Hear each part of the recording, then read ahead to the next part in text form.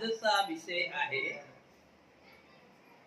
दुःख चर्येचे दोष। आजचा विषय आहे दुःख चर्येचे दोष। महाराज म्हणतात भंते नाक्षण बोधिसत्वाने जी दुःखचर्या म्हणजे दुःखमय तपचर्या प्रत्यक्ष केली होती, तशी चर्चा, तसा उत्साह, तसे क्लेशांनी युद्ध, तसे महारसेनांचा पराभव करणे, तसे कठीण व्रताचरण आजपर्यंत कुणी केले नव्हते। तथापि फलप्राप्ती घडून यायची नाही असे दिसून येतात त्यांनी तो विचार सोडून दिला आणि ते म्हणाले, सत्याचे दर्शन होईल असा लोकोत्तर धर्म मला या कठीण दुःख चर्चेने सुद्धा प्राप्त होऊ शकला नाही। तेव्हा आता ज्ञानप्राप्तीचा दुसरा कोणता मार्ग असेल, तेव्हा त्या दुःखचर्येपासून पराजय स्वीकार करून त्यांनी दुसऱ्याच मार्गाने सर्वज्ञता संपादन केली होती। तरी पण आपल्या सावकांना त्या मार्गाचा अवलंब करीत असता म्हणाले की धाडस करा, जोर लावा आणि बुद्ध धर्माच्या मार्गाचे अनुकरण करा। ज्याप्रमाणे एखादा हत्ती गवताच्या झोपडीला उद्ध्वस्त करतो, त्याचप्रमाणे तुम्ही सुद्धा महारसेनाला उद्ध्वस्त करा। भंते नाक्षण, भगवान बुद्धांनी ज्या मार्गाने पराजय स्वीकारला होता, त्याच मार्गाने जाण्याचा भगवान बुद्ध आपल्या अभिभावकांना उपदेश करतात। हे कसे? महाराज, तेव्हा आणि आताचा मार्ग तोच आहे। त्याच मार्गाने वाटचाल करून बोधिसत्वाने सर्वज्ञता संपादन केली होती। महाराज, त्यात असे झाले की अत्यंत कठीण परिश्रम करीत असता बोधिसत्वांनी स्वतःचा आहार एकदम सोडून दिला होता। त्यामुळे त्यांचे चित्त अत्यंत दुर्बळ झाले होते आणि अशा प्रकारे दुर्बळ झाल्यामुळे ते सर्वज्ञता प्राप्त करू शकले नाही। त्यानंतर हळूहळू भोजन घ्यावयास त्यांनी प्रारंभ केला आणि स्वस्थ होताच सर्वज्ञता संपादन केली। महाराज, समस्त बुद्धांचा बुद्धत्व प्राप्ती करण्यासाठी हेच एकमात्र मार्ग आहेत।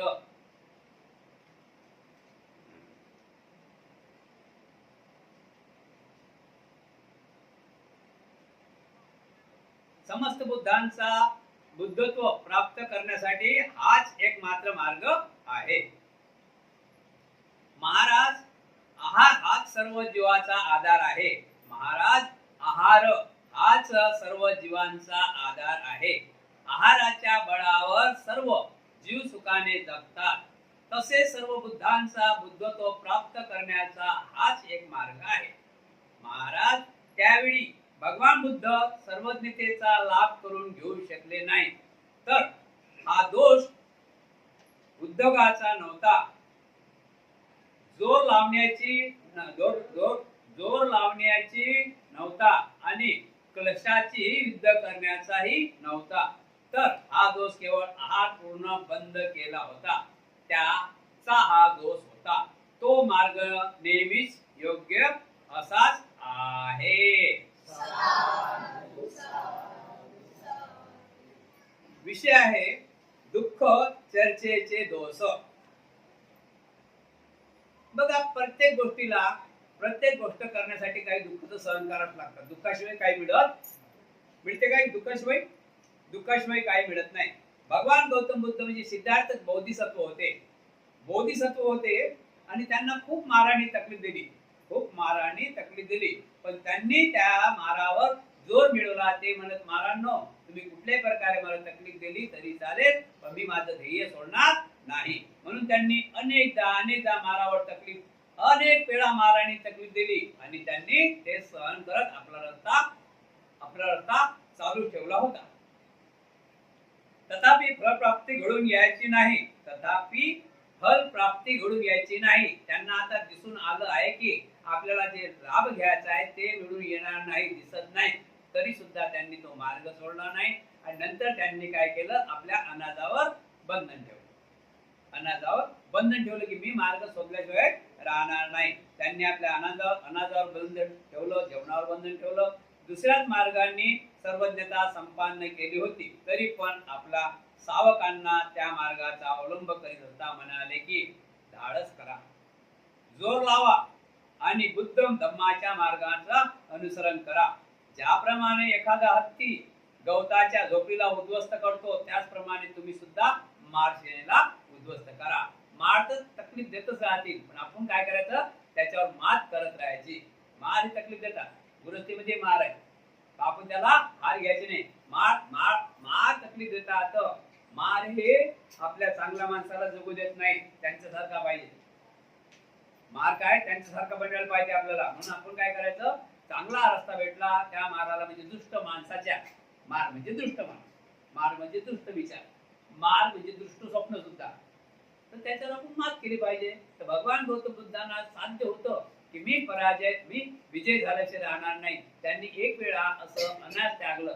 तो दिवस आपण माहिती आहे, सुजाताने खीर दिली. विषय पण झालेला आहे. भोजन दोन प्रकारे बुद्धांना, किती प्रकारे, दोन प्रकार बुद्धांनी भोजनाला खूप महत्व दिलेलं आहे. पहिलं प्रकारचं भोजन कोणतं, सुजाताने दिलेली खीर. जर त्यांनी ते खीर घेतली नसती तर बुद्धत्व प्राप्त केलं. हाडाचा साठा झाला, तर पुढे मार्ग होईल काय. म्हणून दुसरं भोजन कोणतं, चुंद लोहाराच्या घरी भोजन केलं. म्हणून भोजन त्यांनी त्यागलं आणि शेवटी त्यांनी विचार केला की जर मी आता भोजन घेतलं नाही तर माझं काही खरं होणार नाही. म्हणून त्यांनी आपलं आहार चांगल्या मग आहार घेत राहिला आणि बुद्ध आहार घेत राहिले म्हणजे जेवण करत राहिले. आणि बुद्ध म्हणतात की, म्हणून म्हणतात बुद्ध की सर्व मनुष्य मात्र आहारावर आधारित आहे. सर्व मनुष्य मात्र, प्राणी, पिलं, पक्षी, प्राणी, सर्व मनुष्य मात्र आणि सर्व प्राणी मात्र सुद्धा सर्व आहारावर आधारित आहे. आहार नाही तर माणूस जगू शकते काय, म्हणजे सर्वच आहारावर आहे.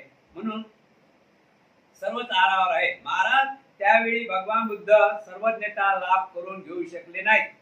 महाराज त्यावेळेस भगवान गौतम बुद्ध सर्व देचा लाभ करून घेऊ शकले नाहीत. तर हा दोष उद्योगाचा नव्हता, जोर लावण्यापूर्वी नव्हता आणि क्लेशाची युद्ध करण्याचाही नव्हता. तर हा दोष केवळ आहार बंद केल्यामुळे झाला होता. आहार बंद केला म्हणजे सर्व रस्ते बंद होतात, लक्षात ठेवा. आहार बंद झाला म्हणजे सर्वच रस्ते बंद होतात, डोकं चालत नाही, सर्व रस्ते बंद होतात. म्हणून माणसाला आहाराची गरज आहे, आहार हा पाहिजे. तो मार्ग तर नेहमीच योग्य असाच आहे. हा दोष आहाराचा होता. आहार घेतल्यानंतर तो मार्ग आपल्याला मोकळा झाला की नाही, अशा प्रकारे सांगितलेला आहे. दुसरा नंबर आहे विषय, जोर जोराने धावत जाणे. महाराज कुणी मनुष्य रस्त्याने वेगाने धावत असता खाली पडला. महाराज कुणी मनुष्य रस्त्याने वेगाने धावत जात असता खाली पडला. त्यामुळे त्याला लकवा झाला किंवा पाय मुरगळला. आता त्याला अतिशय दुःख भोगावे लागतात. तर त्याचा दोष की पृथ्वीला दोष देता येईल. माणूस रस्त्याने धावत चालला आणि तो खाली पडला, त्याचा पाय मुरगळला, त्याला लकवा झाला, तर तो दोष त्याचा आहे की धरणीचा आहे, जमिनीचा आहे की त्याचा आहे, जमिनीचा आहे. त्याचा आहे ना, जमीन तर तेच आहे ना. हा बरोबर चालला नाही म्हणून तो पाय मुरगळला, त्याचा मुळीच नाही म्हणते. पृथ्वी तर सर्व संपदा अशीच राहते. पृथ्वी कधीच हालत नाही, डोलत नाही, हे सारखीच राहते. पण विज्ञानाला पृथ्वी भेटते बरं, विज्ञाने पृथ्वी भेटते बरोबर की नाही. तर पृथ्वी सारखीच आहे ना, तेव्हा तिचा त्यात काही दोष नाही. जोरजोराने धावून खाली पडणाऱ्या माणसाचा हा दोष आहे. पृथ्वी जागेवरच आहे, पण तो माणूस जोरजोरात धावत होता म्हणून तो पडला, त्याचा काय पाय मुरगळला, त्याला काय लकवा झाला. पण हा दोष जमिनीचा, भूमीचा नाही, त्याचा दोष आहे. नंतर दुसरं उदाहरण, महाराज अगदी त्याचप्रमाणे तथागत सर्वज्ञता प्राप्त करू शकले नाही. हा दोष उद्योगाचा, जोर लावण्याचा किंवा क्लेशांची युद्ध करण्याचा नव्हता. तर हा दोष केवळ आहाराचा पूर्णपणे त्याग करण्याचा होता. तो मार्ग तर सदा सर्वदा उत्तमच आहे. आहे. म्हणजे काय, बुद्धांना काय झालं, महाराणी सतावलं, बुद्धांनी भोजन त्यागलं होतं म्हणून त्यांना लवकर ज्ञान प्राप्ती झालेली नव्हती. नंबर 3, मलिन धोतर परिधान करणे. मलिन धोतर परिधान करणे. महाराज, समजा कुणी व्यक्ती मळलेले धोतर परिधान केला आहे, त्याने ते धुतले नाही, तर यात त्या पाण्याचा दोष आहे काय? पाणी तर नेहमी तयारच आहे, दोष तर त्या माणसाचा स्वतःचाच आहे. त्याचप्रमाणे भगवान बुद्धांना सर्वज्ञता लाभली नाही, हा दोष त्यांनी एकदमच हात बंद केले होते त्याचा होता, त्या मार्गाने नाही. यामुळेच भगवान बुद्ध आपल्या सावकांना उपदेश देत असतात, महाराज, याप्रमाणे तो मार्ग नेहमीच उत्तम उचित असाच आहे. समजले ना? एका व्यक्तीचं धोतर मळलं सांगितलेलं आहे आणि त्याने ते धुतलंच नाही, त्या पाण्याचा दोष आहे की त्या धोतराचा दोष आहे? त्यानं धुयायला पाहिजे ना, आपलं मळ त्यानं धुयायला पाहिजे ना. तशा प्रकारे बुद्धांना त्यावेळेस म्हणजे थोडा उशीर का लागला ज्ञानाला, की त्यांनी सर्वज्ञता ज्ञान त्याला मिळू शकलं असतं बुद्धांना, पण त्यांनी आहार त्यागला होता म्हणून. म्हणतात ना, पोटात नाही काही तर काहीच करू शकत नाही म्हणून, आहे ना, पोट भरेल पाहिजे. ठीक आहे बनते नाक्षण, तुम्ही जे काही सांगितले त्या वचनाचा मी स्वीकार करतो. छोटे छोटे विषय समजून. दुसरा विषय आहे भिक्खूचा चिवर त्याग. भिक्खूचा चिवर त्याग.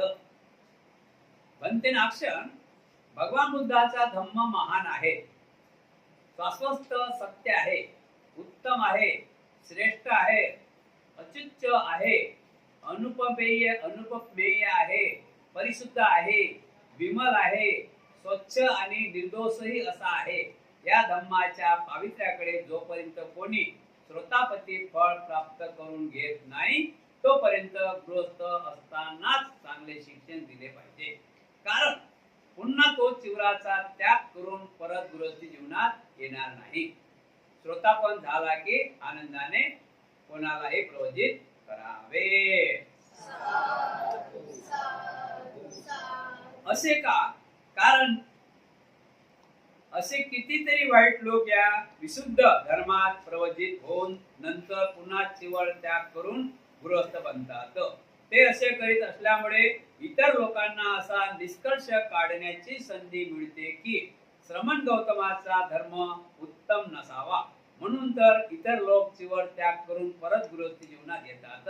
यासाठी माझा हा प्रस्ताव आहे.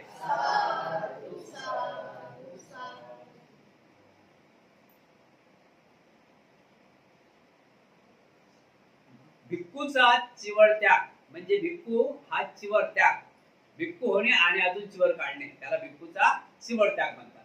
तर असं प्रश्न असा पडला की काही लोक आजच्या तारखेमध्ये, आजच्या जमान्यामध्ये काही लोक 1 वर्ष 2 वर्ष 3 वर्ष चिवर घेतात, चिवर मध्ये राहतात. हुशार पण होतात, चिवर मध्ये हुशार पण होतात. 3-3 4-4 वर्षाचे भिक्षू हुशार पण होतात. आणि काही कारणाने ते चिवर काढतात, काही कारणाने चिवर काढतात. पूर्वी तसं होतं, सर्वच काही चिवर मध्ये येत. असं असं भगवान बुद्ध आणि त्यांच्या धम्मामध्ये सांगितलेलं आहे की बुद्ध ज्या गावामध्ये जा, बुद्धाने त्यांच्या धम्मामध्ये सांगितलेलं आहे की बुद्ध ज्या गावामध्ये जात त्या गावातले सर्व माणसं चिवर घेत. म्हणजे महिला, बुद्धांना असं कधी टाइम म्हटलं गेलेलं आहे की ज्या गावात बुद्ध जातात त्या गावात बुद्ध गेल्यानंतर माणसं चिवर झाली म्हणजे भिक्खू बनतात आणि महिला विधवा होतात. असं बुद्धावर कंप्लीट सुद्धा व्हायला कधी टाइम असं बुद्धांना खूप टाइम बोललेले आहे की बुद्ध ज्या गावात जातात त्या गावाचे सर्व माणसं चिवर घेतात. घरी कोण राहते, चिवर घेतलं की महिला विधवा सारखं झालं की नाही, पती नाही तर. अशा प्रकारे बुद्धांना काही दोषी लोक ठरवत होते. म्हणून अशा प्रकारे जर एक टाइम चिवर घेतलं, बराच काळ चिवर मध्ये राहिला, 1 वर्ष 2 वर्ष 3 वर्ष 4 वर्ष, आणि त्या व्यक्तीने चिवर काढलं, तर तुम्ही काय म्हणता? समाज काय म्हणे की नक्कीच हा भगवान गौतम बुद्धाचा धम्म हा बरोबर नाही, म्हणून ते चिवर काढलं. म्हणजे गालबोट कोणाला लागेल? गालबोट कोणाला लागेल? त्याच्या चिवरला नाही, भिक्खू संघाला लागेल गालबोट आहे ना, भिक्खू संघाला लागेल ना. तर असे विरुद्ध लोक म्हणतील ना की यांनी चिवर काढलं त्याचा मतलब काय आहे की भगवान बुद्धाचा धम्म हा बराबर नसायला पाहिजे म्हणून त्यांनी चिवर काढलं. 1 वर्ष 1.5 वर्ष 2 वर्ष त्याला चिवर काढलं. तर अशा प्रकारे भिक्खूचा चिवर त्याग म्हणून सांगण्यात येत आहे की म्हणते नाक्षण मला असं वाटते की असं कोणालाही चिवड देऊ नये.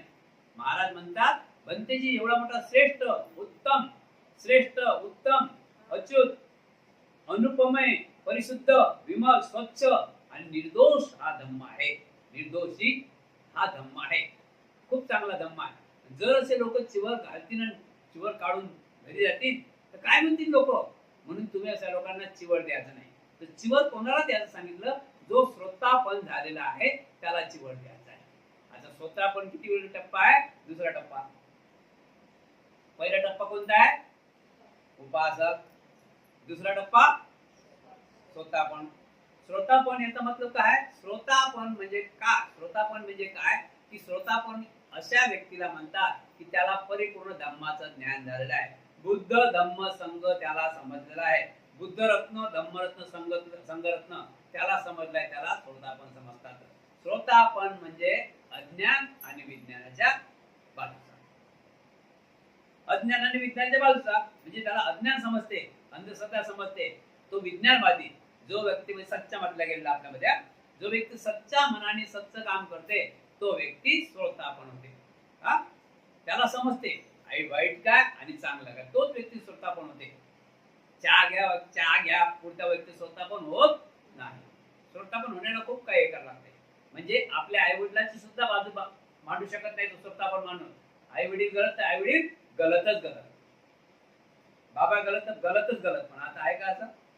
तो श्रोतापण मानतो. तो सर्व समजते खरं काय खोटं काय सत्य काय आणि वाईट काय. त्याला म्हणतात श्रोतापण.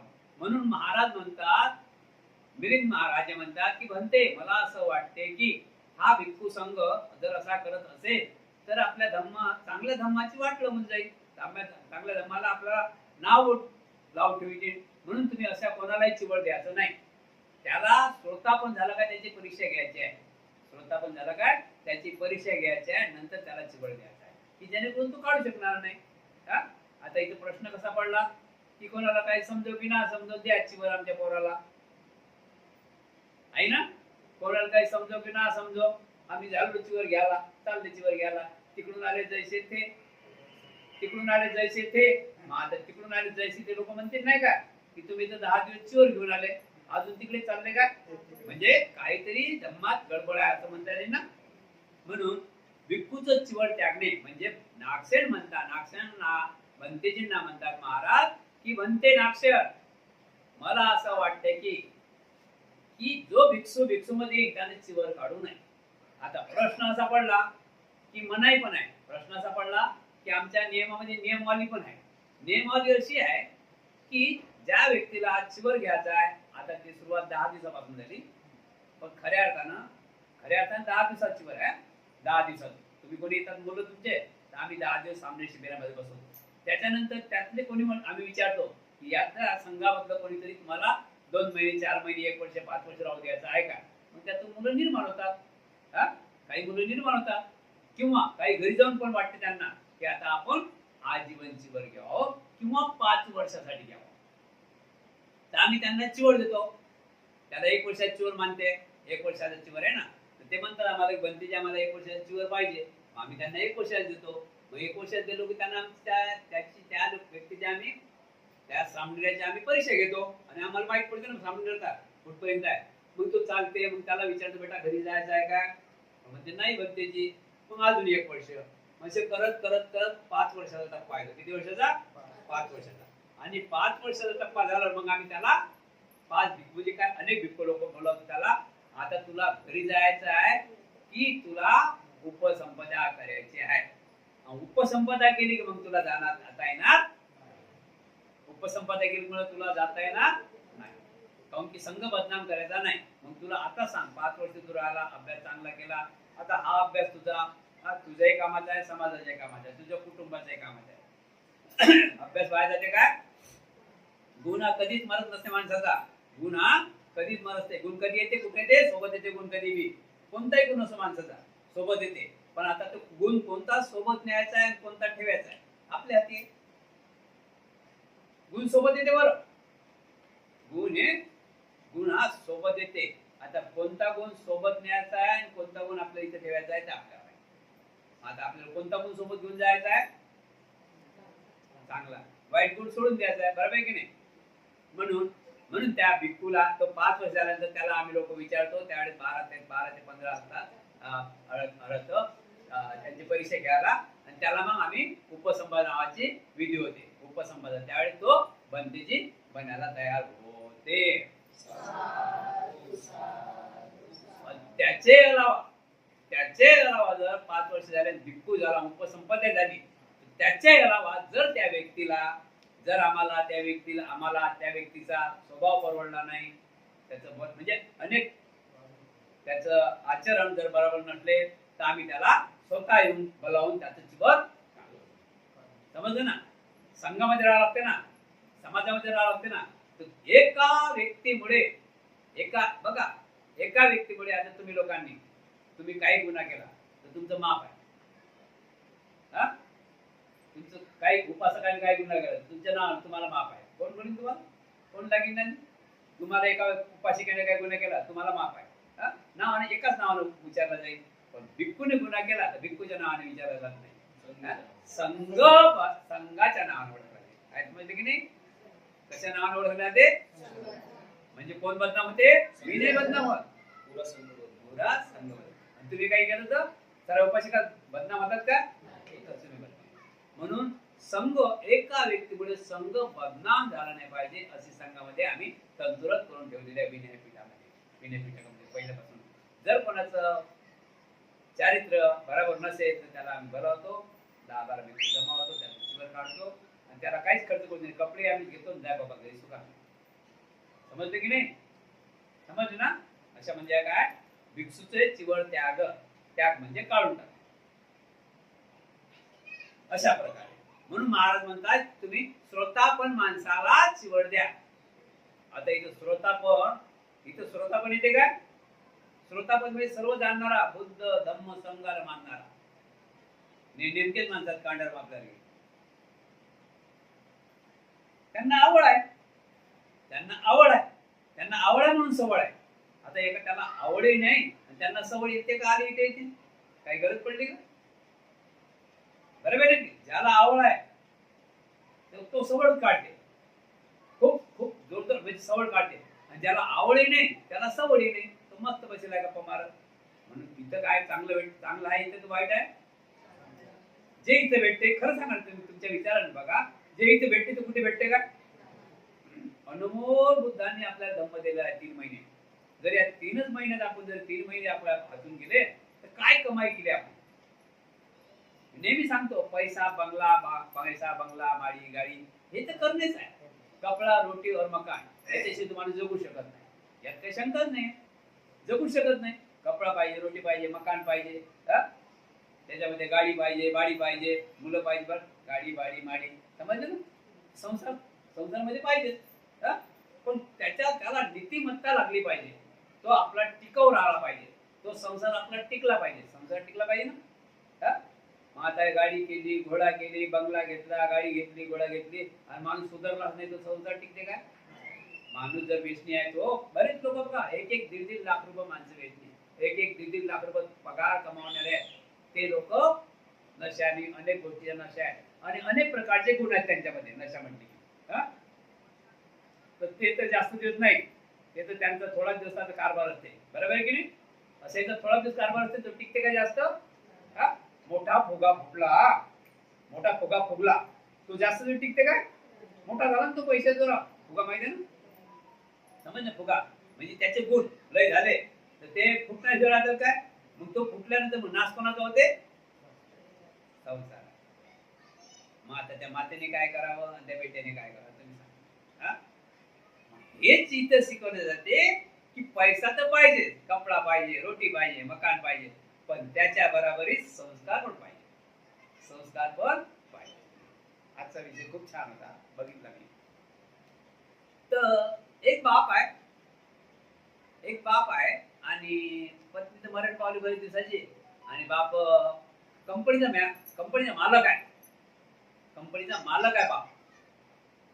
बाप कंपनीचा मालक आहे ना. मग आता मुलगा तयार झाला तर बापाने काय केलं की पुरी प्रॉपर्टी त्या मुलांना न मागता पूर्ण प्रॉपर्टी त्या मुलीच्या नावावर, बाप मुलाच्या नावावर, एकुलता एक मुलगा त्या मुलाच्या नावावर करून दिली.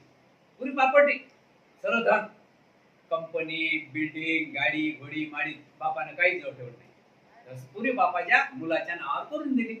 आता मुलाच्या नावावर करून दिली, मुलगा त्याच कंपनीत मॅनेजर दुसरा होता, हाल खाली होता याच्या देखरेख करणारा. बाप म्हणे बेटा आता तू सांभाळ, आणि ते बापाने सांभाळायला दिली. आणि नंतर मग सुनबाई घरी. एवढा मोठा कंपनीचा मालक, सर्व त्याच्यामुळे, गाडी त्याच्यामुळे, मालक, बिल्डिंग त्याची, सर्व काय त्याची. आणि त्याला मालकाला आपल्या पतीला डबा चांगला बनवून देत जाय, पतीला डबा चांगला बनवून देत जाय, आणि घरी म्हाताऱ्याला सुकी चपाती, सुकी भाजी अशी देत जाय. मग एक दिवस त्याला काय केला, डबा घेऊन गेला. डबा घेऊन गेला आणि बाप आपला जेवण करत आहे, सुकी भाजी, कडक रोटी असे तसे, आणि डबा घेऊन गेला. त्यानं खाण्याच्या वेळी डबा खोलला आपल्या कंपनीत, पाहते तो भाजी, अमुक डमुक, लोणचं, दही असेल अशा वाट्या डबा बनवून. आणि बाप तर आपला सुकी रोटी काय. त्यानं विचार केला की बापरे, सर्व तर माझ्या बाबाच आहे, पण मला आज माहित पडलं माझ्या समोर माझे बाबा जेवण करून राहिले म्हणून. तो दुसऱ्या दिवशी घरी आला, आणि घरी आला आणि त्याच्या पत्नी म्हणते की बेटा, पत्नी म्हणते की बाबाचा पोट दे, बाबाचा पोट दे. बाप बसेल होता, काय झालं बेटा, माझं पोट कशाला देतं, तुझे पोट आहेत ना. त्याची पत्नी म्हणे तुमचा पोट न्या ना. नाही म्हणे पप्पाचा पोट दे. आणि पप्पाचा पोट दे म्हटला तर तो पोट पप्पाने दिला, बाईने दिला सुनबाईनं, घ्या म्हणे पोट, तुमचा पोट घ्या. तर पोट म्हणजे माहिती. आणि उभा राहिला मुलगा, पप्पा म्हणे हा पोट अंगात घाला. म्हणे बेटा आम्हाला कुठून देता, आता मी काही कंपनी येत नाही, तुम्ही फक्त अंगात घाला म्हणे. अंगात घातला पोट, काय पप्पा चांगले दिसता, काय पप्पा चांगले दिसता, अशा पप्पाचं गौरव गुण घ्यात आले. आणि सुनबाई रागा पाहिजे पप्पा मुलांकडे. त्याच्यानंतर फाईल आणली. कोणती फाईल आणली की त्यांनी बापाजवळून सर्व प्रॉपर्टी लिहून घेतली होती, कागदपत्र. ते फाईल आणली, पप्पा म्हणे याच्यावर सही करा. म्हणजे काय झालं म्हणे बाबा, आता कशावर सही करू, तुम्ही करा म्हणे, माझ्यावर विश्वास आहे ना, तुम्ही करा म्हणे. आता ते पप्पाच आहे ना, पहिले दिलं, आता काय सही राहिलं म्हणे. त्याला बोललं, पाहिलं, आणि सरे आज सही करून टाकली. म्हणे हे काय म्हणे बेटा, म्हणे पप्पा हे तुमची प्रॉपर्टी तुम्हाला वापस. असं कसं करतं म्हणे, कोणासाठी कमावली, हे कमावली कोणासाठी, हे प्रॉपर्टी कोणासाठी कमावली म्हणे. हे बेटा तुमचीच कमाई आहे म्हणे, तुम्ही खूप चूक केली, तुम्ही कमावली आमच्यासाठी खूप चूक केली, फारच लवकर आम्हाला चाबी दिली. आणि मग बाईला खर्च सुटले, फारच लवकर आम्हाला चाबी दिली. म्हणजे प्रॉपर्टी तुम्ही, आज मालक तुम्ही, या घरातले मालक तुम्ही, कंपनीचे मालक तुम्ही, आणि मी कंपनीत जातो, पण जो मॅनेजर आहे वगैरे वगैरे त्याला काढणार नाही. त्याच्यामुळे आपलं सर्व काम आहे, त्याच्या हाताखाली मी काम करेन, नोकर म्हणून. मी तुमच्याकडून पगार घेईन, नोकर म्हणून काम करेन मी तुमच्याकडून पगार घेईन. मग म्हणते तुला जर राहायचं, समजलं, त्याच्या बद्दल म्हणते तुला जर राहायचं आहे तर राह, मी आता पगारानं पप्पाच्या इकडे कामावर लागलो. त्यावेळेस तोच बाप म्हणते बेटा असं बोलू नको. सुनबाई म्हणते बेटा तूच तर माझी मुलगी आहे, गप बोल, असं नको टाकू. तो बाप, तूच माझी मुलगी आहे, आम्हाला कोण मुलगी आहे, एक बेटा आणि तूच मुलगी. इथं सुनगीन काही नाही, मालक कोण आहे तुमच्याशिवाय, तुमच्या दोघांशिवाय. असं पाडू नको म्हणे, बाप म्हणे असं डोळ्यातलं पाडू नको. सुन बेटा तू माझी मुलगी आहे, असं डोळ्यातलं पाडू नको. मग म्हणे बाप्पा चुकलो, हे ते कर. तर अशा प्रकारे संस्कार काम येतात, पैसा काम येत. पैसा पाहिजे, लक्षात ठेवा, पैशाची जबाबदारी नाही.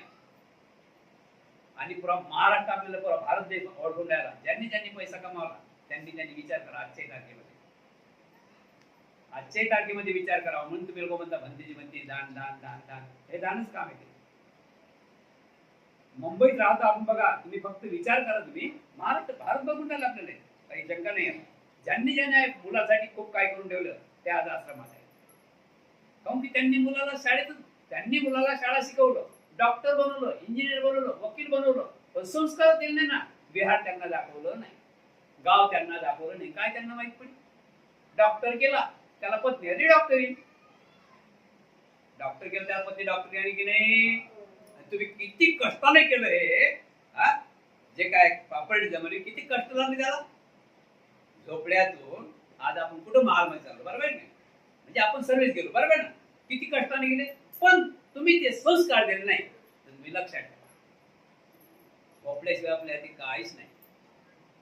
सर्वांनी लक्षात ठेवायचं, कोणाला बोलून मी असं म्हणत नाही, लक्षात ठेवा. तुमच्या घरात जर संस्कार नसतील तर त्या प्रॉपर्टी समजून चला की आपल्या त्या प्रॉपर्टीवर आजही काही अधिकार नाही. कुठपर्यंत अधिकार आहे तुमचा? तुमच्या मुलाचं लग्न होईपर्यंत. कुठपर्यंत अधिकार तुमचा? लक्षात ठेवा, तुमच्या मुलाचं लग्न होईपर्यंत. लग्न झाले की मग तुम्ही झाडू मारला काय, भांडी धुतले काय, याच्याशिवाय पर्याय नाही. म्हणून की संसारामध्ये संस्कार, संसारात जीवन जगण्यामध्ये पैसा जसा आहे तसा बैलगाडीचे चाक आहे. पैसा आणि संस्कार हे जर दोन चाक सही असतील तर तुम्हाला झुल्यावरच थांबावं लागेल. आणि ते सही नाही तर मग काही कामाचं नाही. आणि बरेचसे मी स्वतः बघून राहिला, कैक लोकांनी आता फिरतो आम्ही तर बघतो ना, कैक लोकांनी, कैक म्हातारे बाबांनी, कैक आईनी असं असं करून ठेवलं मुलांना. बापा बापा हे घे ते घे ते घे, आता काही जोड नाही. आता इकडे तिकडे कमावता तुम्ही त्याच्यासाठी. गृहस्थी जीवनच असं आहे, गृहस्थी जीवनच असं आहे. गृहस्थी जीवन हे आपल्यासाठी नाही. लहानपणापासून आपल्याला कोणीतरी केलं, आपल्याला कपडे घालणं शिकवले, आंघोळ करणं शिकवली, कपडे घालणं शिकवले, खाणं शिकवलं, बोलणं शिकवलं, आपल्याला हात धरून शाळेत नेलं, शाळा शिकवली. रातचा दिवस केला, इथून लोक पळून माझ्या शाळेत धरून येतात, धरून नेलं, तिथं बसवलं, घरी आणलं, त्याला न्यायालय जा, हे कळते त्याला शाळा शिकवली. त्याच्या प्रकारे सुसंहितपणे त्याचं लग्न करून गेलं, लग्न करून गेलं. मग आता बघ, समजले ना विषय? म्हणून जगण्याचं आहे, जीवन चांगलं जगण्याचं आहे तर सर्वात पहिले कुटुंबाकडे लक्ष द्या. कुटुंब सही करा. कुटुंब कशाने सही करा? संस्काराने सही करा. त्यांना बाबासाहेब दाखवा, त्यांना बुद्ध दाखवा, त्यांना धम्म दाखवा, त्यांना संघ दाखवा. बुद्ध धम्म संघ याची त्यांना निवड करून द्या. आज 2568 साल आहे या धम्माला. यात कुठेतरी तुम्हाला वाटते काय काही चुकलं बुद्धांचं, की बाबासाहेब थोडं चुकलं, तिथं तर नाही मग पाहिजे, अजिबात नाही. भावनिक मध्ये आपण हे करतो आणि मग म्हणतो, मग असं होते की माझ्या कर्मात होतं असं. कर्मात कसं काय होतं? कर्म नाही, कर्माचं नावच काढून टाका. कर्म हे बनवा लागतात. पूर्वी म्हणत आपण पण ऐकलं, जुन्या गोष्टी लक्षात ठेवा. पूर्वी म्हणत सटीचं अक्षर ब्रह्माची रेस. पूर्वी म्हणत सटीचं अक्षर आणि ब्रह्माची रेस. बाळ जन्माला काय, बाळ जन्माला आतापासून आजही मला वाटतं आहे की नाही पता नाही, मला काही माहित नाही. पहिले म्हणत सटीचं अक्षर आणि ब्रह्माची रेस. काही सटीचं अक्षर नाही, ब्रह्माची रेस नाही. सर्व आपल्या हाती आहे. सटी आणि ब्रह्माचा रेस आपल्या हाती आहे. बरोबर आहे की नाही? तशा प्रकारे जर आपण केलं तर आजच लिहून घ्या ना. मी सांगतो म्हणून आजच लिहून घ्या की आपल्याला जुल्याशिवाय गतीच नाही, मी जुल्याला बसावं लागेल. आणि जर असंच जर याच्या विरुद्ध गेले तर आजच समजून झाला की कल तो अपना ऐसा ही. समजले ना? भारतभर बोलून राहिलं, लक्षात ठेवा. भारतभर बोलून राहिलं, आपल्या पुढे नाही. नाही तर मग समजले की नाही? समजले ना? आता सांगा ना. बघा, लक्षात ठेवा, यात कारण काय होऊन राहिलं की आपल्यामध्ये एक आपण संसाराकडे लक्ष देत नाही. प्रत्येक आईवडील फक्त या दौडादौडीकडे चालले, लक्ष मुलाकडे जास्त नाही. आणि सर या मुलाचं लक्ष इकडे आहे, बापाकडे नाही आणि आईकडे नाही. लक्ष बघा, मोबाईलकडे लक्ष. आणि यात काय आहे ते तुम्हालाही माहित नाही, मला माहिती, त्यापेक्षा त्यांना माहित आहे. कोणाला? मग आता मला असं म्हणण्याचं मतलब आहे की 25-40 हजाराचा आहे. मग आपण त्याला वाईट काम करून राहिलो की चांगलं काम करून राहिलो? आपल्या प्रत्येकाच्या घरात टीव्ही आहे, तुमच्या घरात. तर टीव्ही वाईट कामासाठी की चांगल्या कामासाठी आहे? कधी आम्ही जातो तर काहीच त्यात दिसत राहते, काहीतरी आहे त्यात. तर त्यात असं बघा वाटत नाही. इथं पण प्रश्न असा पडला की आम्ही अमुक घरी देतो ना, मोठे टीव्ही आला. ते काय पहिल्या जमान्याचे टीव्ही नाही, वॉल टीव्ही म्हणतात ना. ते सुनही तिकडेच बघते, सासूही तिकडेच बघते. सून पण तिकडेच बघते त्या टीव्हीला, आणि सासूही तिकडेच बघते. आणि मग आम्ही खाली मान घालतो. समजलं ना? भाषा समजली ना? मग कसं मंगल होईल सांगा? एक तर आपल्या विरोधात खूप काही चाललेलं आहे. आपल्या मुलांचं शिक्षण गेलेलं आहे. एक लक्षात ठेवा, आपल्या नोकऱ्या गेलेल्या आहेत.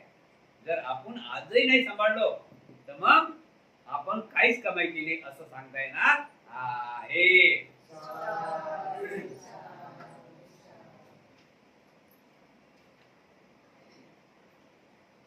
हात उघड द्या.